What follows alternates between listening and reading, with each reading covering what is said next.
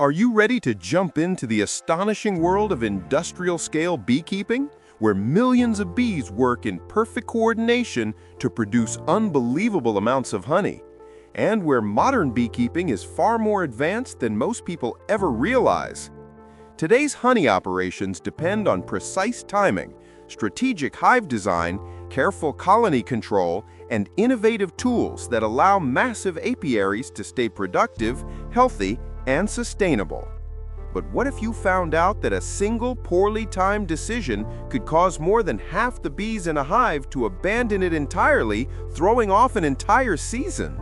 Stay with me as we explore everything from maintaining booming colonies to harvesting, filtering, and packaging pure golden honey, and discover how today's beekeepers balance extreme production demands while protecting their buzzing workforce. The world's biggest apiaries rely on highly refined queen-rearing systems to build strong colonies and maximize honey output. They select larvae only from their strongest hives, those with outstanding honey yields and natural resistance to disease. These operations raise elite queens by feeding them rich royal jelly, which leads to faster-growing, healthier colonies.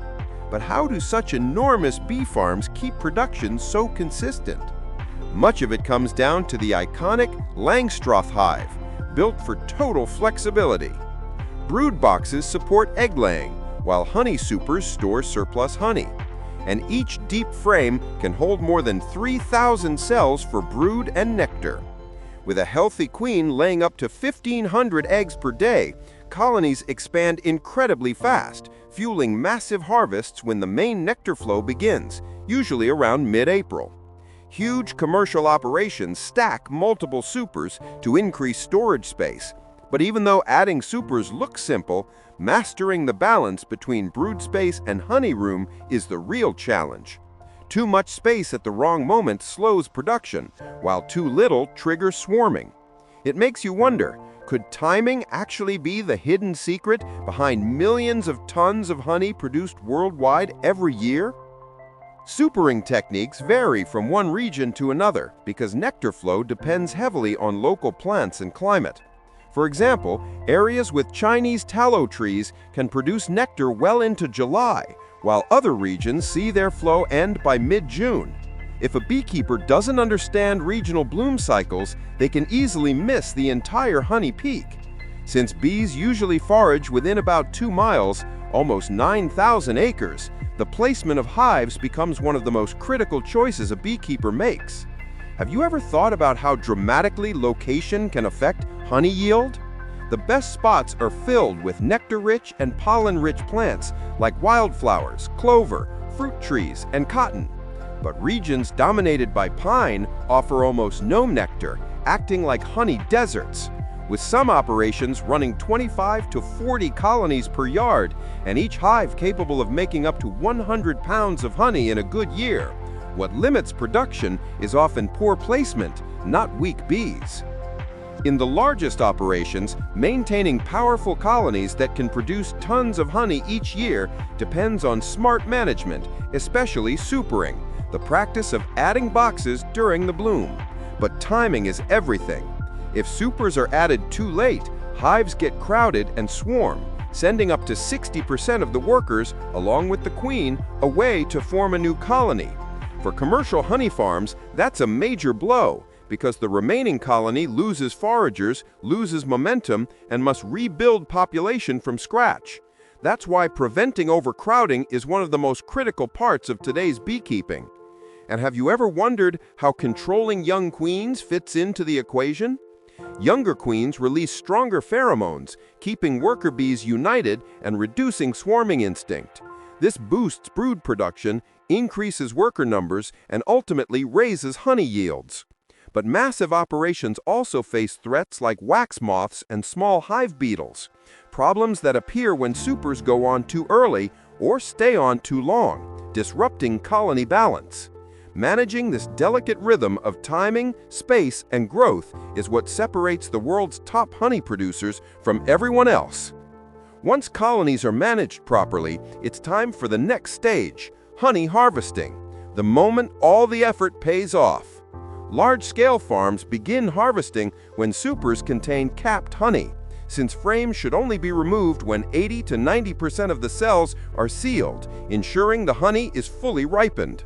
So what happens next? It begins with calming the bees using smoke, which blocks alarm pheromones and makes the colony move deeper into the hive so the beekeeper can work safely.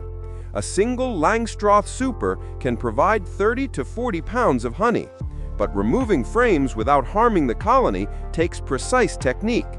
Many operations use escape boards that let bees leave the super but prevent them from returning. Others use gentle air blowers that remove bees from the frames without hurting them. These tools protect colony strength while allowing smooth, efficient honey collection.